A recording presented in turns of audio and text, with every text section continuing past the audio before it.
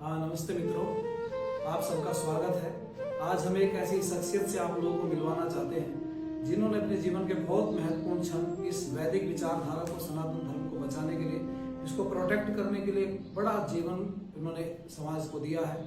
हमारे बीच में वो उपस्थित हैं और मैं आपको थोड़ा सा परिचय उनका कराना चाहता हूँ। स्वामी शिवानंद सरस्वती जी महाराज हैं जिनकी मैं चर्चा कर रहा हूँ, और वो एकमात्र एक ऐसी शख्सियत है पूरे संसार की जिन्होंने वैदिक आइडियोलॉजी के ऊपर या वैदिक हिस्ट्री जो है, हमारे जो इतिहास है वैदिक, उस वैदिक इतिहास पर एक बहुत बड़ा कार्य किया है। जिनको दिन, तारीख और वो सारी चीजें याद होती हैं, कुछ आपको वो बीच में देखने के लिए मिलेगा। सब एक ऐसी मेमोरी उनके पास में है। आप अगर एक तरफ पुस्तक रख लीजिए और एक तरफ स्वामी शिवानंद जी को सुनना शुरू कर दीजिए, आपको कोमे की भी मिस्टेक नहीं उसमें दिखाई देगी। तो हम स्वामी जी से आपकी मुलाकात कराते हैं। आइए, आप लोगों का स्वागत है। जो समाज या कोई राष्ट्र अपने इतिहास को भूल जाता है, वो समाज मर जाता है। क्योंकि आदमी जब उन्नति करता है अपने भूतकाल के इतिहास को पढ़ करके और वर्तमान में संघर्ष करता हुआ वो भविष्य की तैयारी करता है, भविष्य में उन्नति करता है। जो इतिहास को भूल जाता है, सब इसी बात को विचार करके मैंने कोशिश करी कि आर्यों का इतिहास जो लोगों ने बहुत दबाने की कोशिश करी है, उसमें कुछ परिश्रम करके उसको निकाल करके जनता जनार्दन के सामने रखा जाए और लोगों को अपनी असलियत का पता चले। इसमें हमें काफ़ी कुछ सफलता भी मिली है। जिन बातों से अच्छे अच्छे विद्वान अनभिज्ञ थे, इतिहास की उन बातों को जब हमने सामने रखा तो लोगों ने स्वीकार किया और बड़े बड़े इतिहास के प्रोफेसरों ने भी उस बात को स्वीकार किया और उन्होंने इस्लाम की, ईसाइयत की, अनेक मतांतरों के और आर्य समाज की सच्चाई को समझ करके आर्य समाज की ओर वो आकर्षित हुए। इसमें हमें बहुत बड़ी सफलता मिली है और हमने विचार किया है कि जीवन भर ऐतिहासिक तथ्यों को निकाल करके जनता के सामने रखा जाए, जिससे अपने इतिहास को समझें। स्वामी जी, एक प्रश्न मैं आपसे करना चाहूँगा। बड़े सारे दर्शक आपको देख रहे हैं और प्रश्न मेरा ये है कि एक मैंने कहीं से सुना था कि आप एक बार जेल में गए और कोई जज के सामने आपकी कोई गवाही होनी थी। उस गवाही का एक वृतांत मैं आपके मुंह से सुनना चाहता हूँ उसको। वो सन 1999 में जो गाजियाबाद के पास में हमने कत्ल खाना तोड़ा था, उसमें गाजियाबाद प्रशासन ने मुझ पर रासुका लगाई और 40वें दिन जेल से मुझे हाई कोर्ट में 3 जजों के सामने प्रस्तुत किया गया। क्योंकि रासुका का केस सुनने के लिए 3 जज बैठते हैं, वकील या पुलिस वाला बीच में कोई नहीं होता। मुलजिम की जजों से डायरेक्ट बातें होती हैं। तो मैंने जजों से यही कहा था कि मुझ पर रासुका लगी है। रासुका उस पर लगती है जो देशद्रोही होता है या देश की शांति को भंग करता है। तो उन्होंने कहा कि हाँ, उसी पर लगती है। तो मैंने जजों से कहा कि मैंने जज साहब, जब देशद्रोही पर या शांति भंग करने वाले पर रासुका लगती है तो मैं तो सन्यासी हूँ, क्या मैं देशद्रोही हो सकता हूँ? मैंने कहा मैं आर्य समाजी हूँ और आर्य समाज का सन्यासी कभी देशद्रोही नहीं हो सकता। और कोई कहे ना कहे, लेकिन इस देश का जो मैं जिसको सबसे बड़ा दुश्मन मानता हूँ, माइकल ऑडवायर, जिसने 1919 में जलियांवाला बाग में गोलियां चलवाई थी, माइकल ऑडवायर अपनी पुस्तक में खुद लिखता है, उनकी पुस्तक है India as I knew it. उसने लिखा है कि पंजाब के अंदर जब मैंने क्रांतिकारी को दबाने की कोशिश की तो जितना जितना मैंने दबाने की कोशिश करी, क्रांति उतनी बढ़ती चली गई। मैंने विचार किया कि इतनी दुर्घटना होने के बाद भी यहाँ के लोग डर नहीं रहे हैं, आखिर इनकी प्रेरणा का स्रोत क्या है।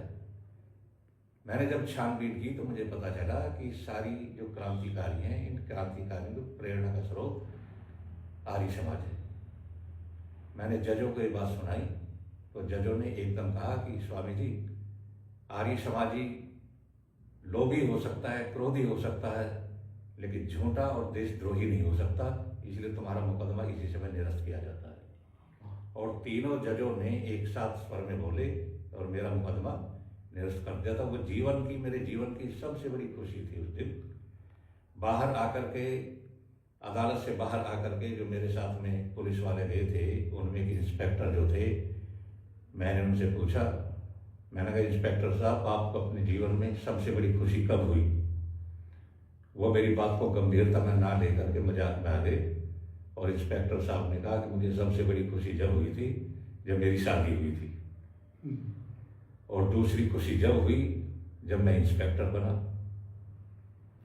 तो मैंने कहा कि इंस्पेक्टर साहब, ना तो मेरी शादी हुई और ना मैंने किसी की नौकरी करी, लेकिन मेरे जीवन की सबसे बड़ी खुशी आज है, और वो खुशी ये है कि जिस आर्य समाज का मैं सैनिक हूँ, जिसका सिपाही हूँ, उस आर्य समाज की हाई कोर्ट के जज भी इतना सम्मान करते हैं। इसलिए मैं लोगों से कहना चाहता हूँ कि इतने पढ़े लिखे शिक्षित लोग भी आर्य समाज का इतना सम्मान करते हैं, तो जन सामान्य को सच्चाई को जान करके आर्य समाज की शरण में प्रत्येक व्यक्ति को आना चाहिए।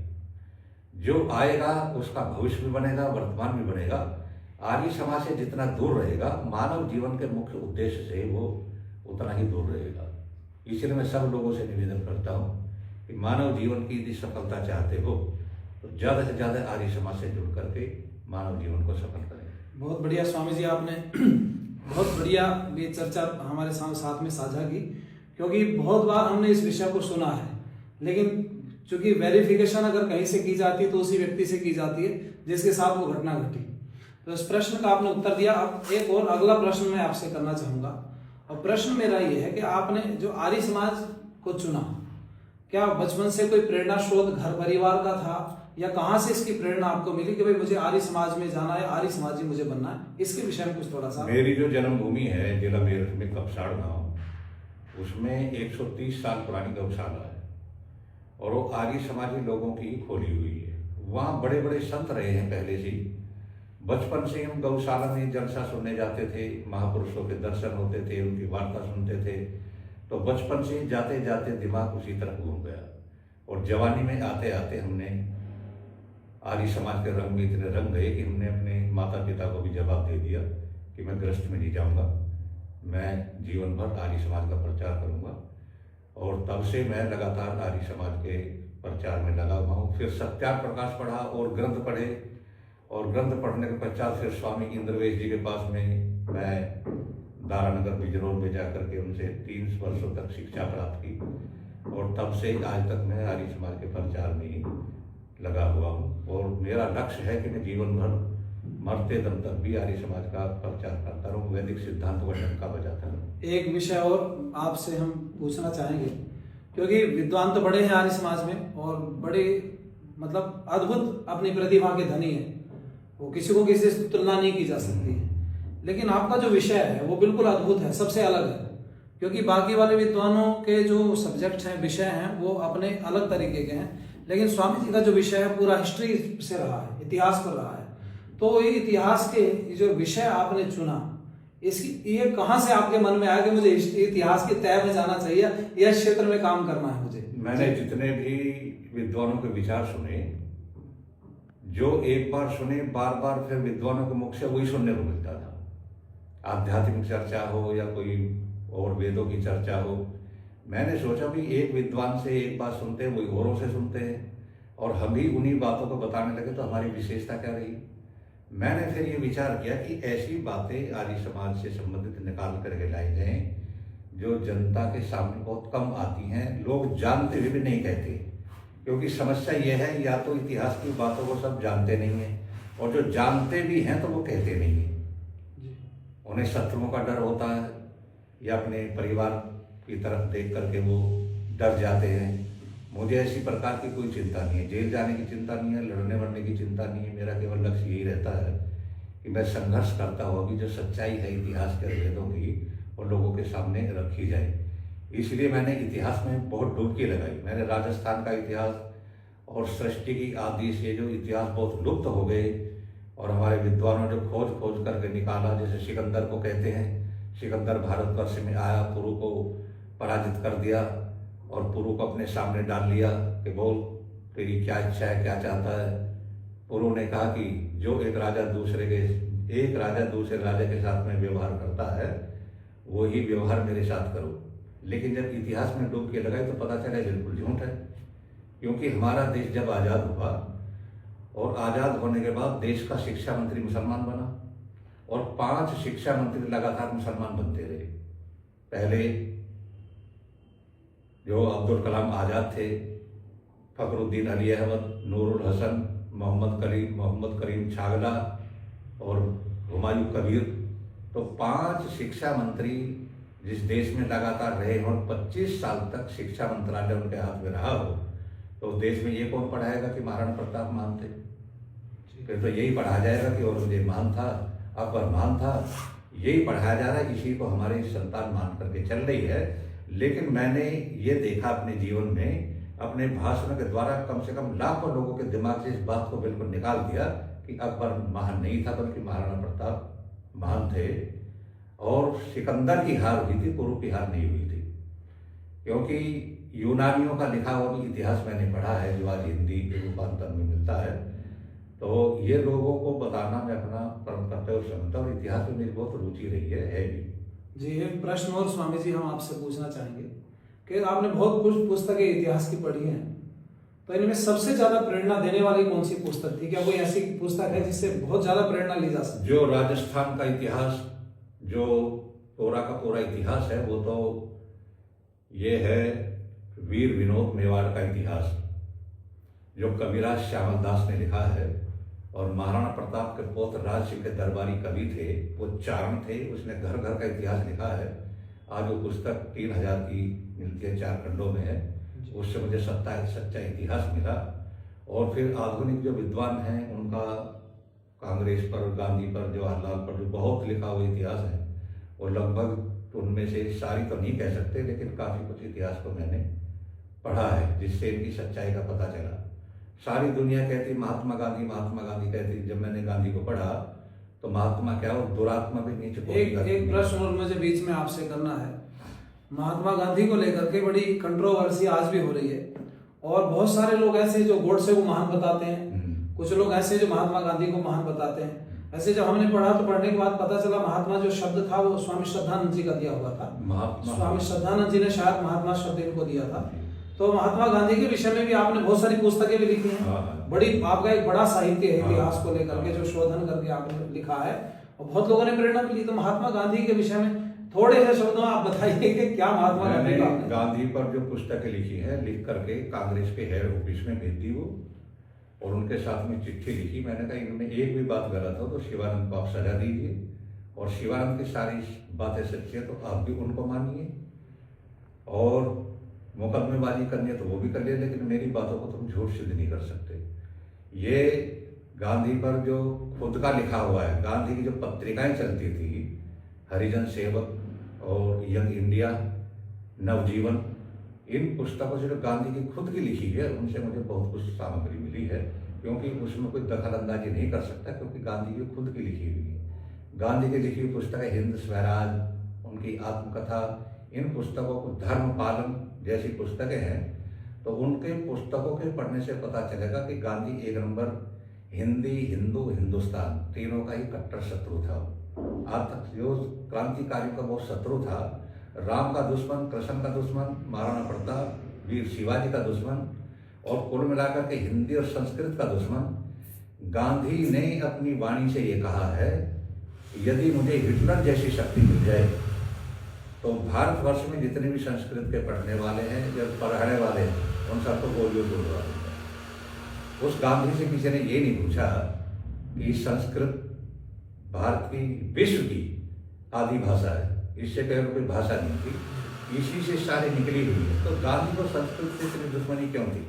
वो कारण केवल एक पता चला कि वो हर बात में मुसलमानों को खुश रखना चाहता था, चाहे राम को, कृष्ण को गाली किसी को भी देनी पड़े, लेकिन मुसलमान खुश होना चाहिए। हमें ये बर्दाश्त नहीं था, हमने गांधी की पोल खोलनी शुरू की, और मैं इस मामले में बहुत सफल भी रहा, और आगे भी जब तक मेरा जीवन है इन देशद्रोहियों को पोल में खोलता रहूँगा। बहुत सारी बातें स्वामी जी ने हमसे साझा की हैं, और बड़े सारे ऐसे अनसुलझे प्रश्न थे जिनको स्वामी जी सुलझा सकते थे, क्योंकि बड़े सारे लोग स्वामी जी का नाम ले लेकर के कुछ चीज़ों को मंचों से बोलते हैं, पर वो प्रमाणिक नहीं मानी जा सकती। क्या पता किसको कहाँ से किसी का नाम जोड़ दिया जाता है।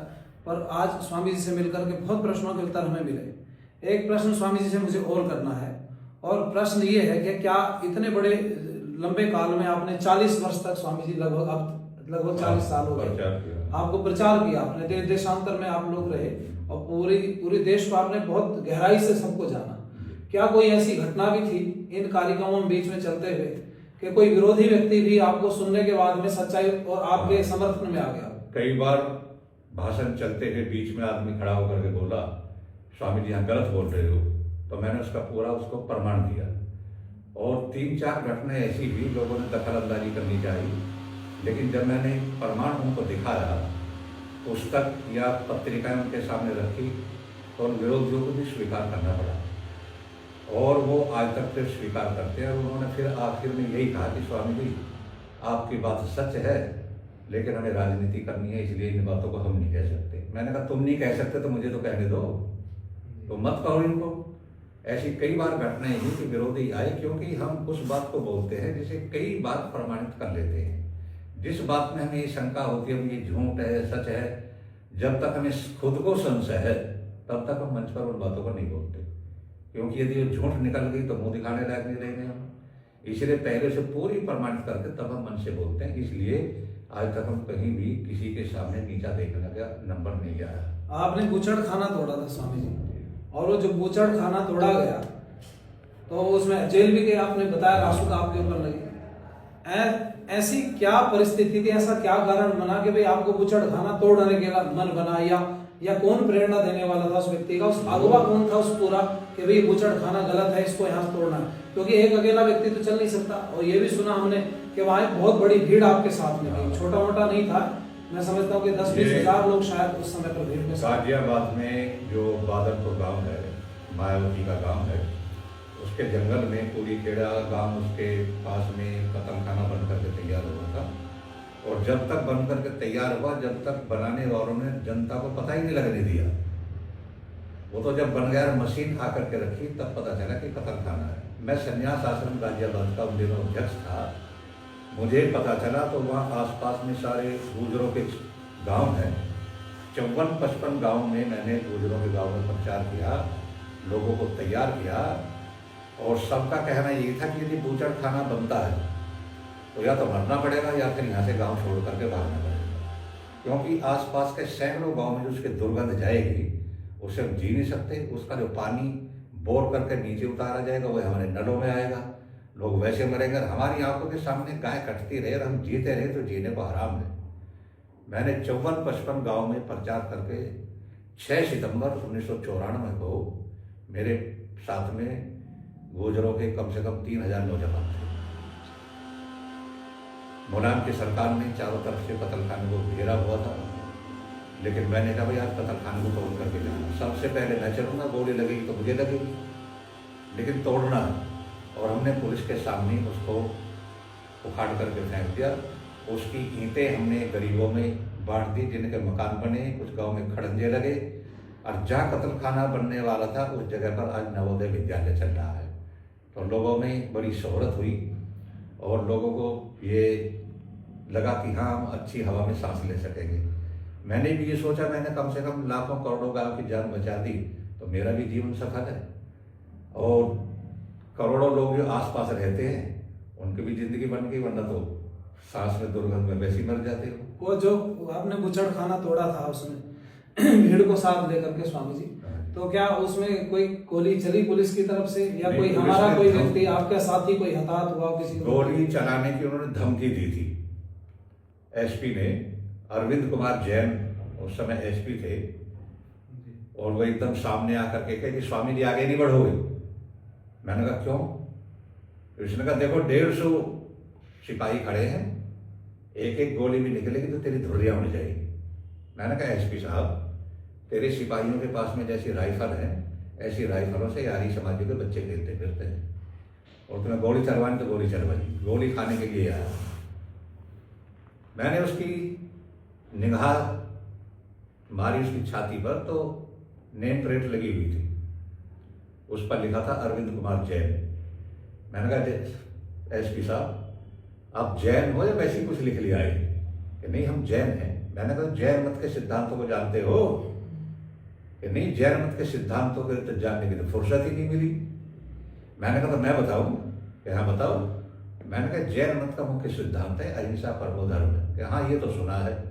मैंने कहा जब सुना है तो फिर 10 रुपए की नौकरी पर गाय कटवाएगा, तेरी अहिंसा कहाँ से गई? तो एसपी साहब के पीछे इंस्पेक्टर खड़े हुए थे, तो मैंने कहा स्वामी जी हमारी ड्यूटी तो दिन से तक है, जब तक रूप बाद में कुछ भी कर लेना। वो मेरे जीवन का सबसे पहला दिन था कि मैंने कतल खाने की दीवार पर खड़ा होकर के 2.5 घंटे भाषण दिया, पब्लिक रुकी रही, में तोड़ तोड़ करके फेंक दिया। शाम होने की प्रतीक्षा की आपने, तो शाम हो गई, फिर उसके बाद में अच्छा रात्रि में तोड़ा गया, पुलिस चली गई और हमने कतल खाने को तोड़ दिया। आज भी लोग उसके गीत गाते हैं भाई। मैंने कहा ये भी कहा आइंदा भी यदि कहीं कतल खाना बनेगा तो हम उसका बनने नहीं देंगे, तोड़ेंगे, जान की बाजी लगाएंगे। 67 का मरने से तो एक दिन गोली से मर जाएंगे। बहुत बड़ा काम स्वामी जी आपने किया। एक प्रश्न और स्वामी जी आपसे हम चलते चलते इस विषय में लेना चाहेंगे। बड़ी सारी बात आज आपके साथ में साझा हुई, और प्रश्न मेरा ये है कि कुछ लोग कंट्रोवर्सी कर रहे हैं आर्य समाज को लेकर के। वो कह रहे हैं कि जो आर्य समाज का जो संगठन है वो उस समय पर अंग्रेजों के समर्थन में था। कुछ लोग आर्य समाज के इतर लोग हैं, वो जानबूझ करके विरोधी बन करके आर्य समाज को बैकग्राउंड पर लाने, बैकफुट पर लाने के लिए आर्य समाज के लिए ऐसे ऐसे शब्दों का प्रयोग करते हैं कि आर्य समाज तो और स्वामी दयानंद अंग्रेजों से प्रभावित थे। तो उनका आप क्या जवाब देना चाहेंगे? उनका जवाब यही है कि ये जो आर्य समाज के एक नंबर के शत्रु हैं और आर्य समाज की बढ़ती हुई ख्याति से ईर्ष्या करते हैं, वो लोग ऐसे वचन करते हैं। आर्य समाज कभी भी अंग्रेजों के पक्ष में रहा, बल्कि सबसे बड़ा विरोधी रहा है अंग्रेजों का तो आर्य समाज ही रहा है। और उनके कुछ चमचागिरी करी है तो कांग्रेस ने करी है। जिस दिन कांग्रेस की स्थापना हुई थी, इसके जो अध्यक्ष थे कांग्रेस के सर्वप्रथम, यानी 27 दिसंबर 1885 को बम्बई के अंदर इसकी कांग्रेस की स्थापना हुई, और इसके जो अध्यक्ष बने थे व्योमेश चंद्र बनर्जी थे।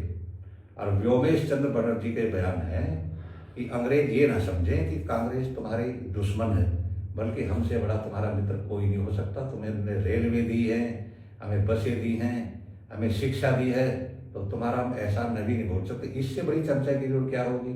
हाँ, इतना कह सकते हैं कि कुछ आर्य समाजी कांग्रेस में मिल गए थे और वो गांधीवादी भी बने रहे और दयानंदवादी भी बने रहे, और मेरे विचार से वो ना घर के रहे और ना घाट के, क्योंकि दयानंदवाद में और गांधीवाद में जमीन आसमान का अंतर है। लेकिन वो राजनीतिक रोटी सेकने के लिए कांग्रेसी भी बने गए और दयानंदी भी बने रहे, और उनसे बहुत हानि पहुंची है। उन्हीं को देख करके लोगों ने कुछ उल जलूल आर्य समाज के विषय में कहना शुरू किया है।